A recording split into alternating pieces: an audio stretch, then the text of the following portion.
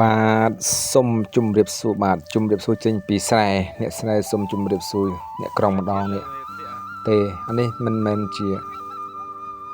អីទេអានេះគ្រាន់តែបង្ហាញឲ្យអ្នកក្រុងបានឃើញពីសកម្មភាពអ្នកស្រែតែអ្នកក្រុងខ្លះគាត់ដឹងអ្នកក្រុងខ្លះក៏អត់ដែលឃើញឥឡូវនេះចង់ឲ្យមើលពីសកម្មភាពអ្នកស្រែ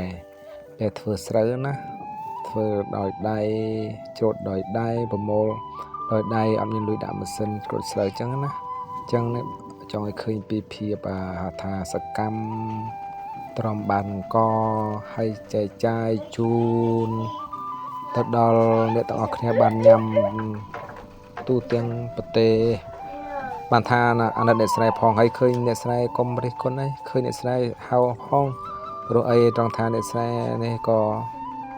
មិនមានអីទេមានតែការផលិតកសិកម្ម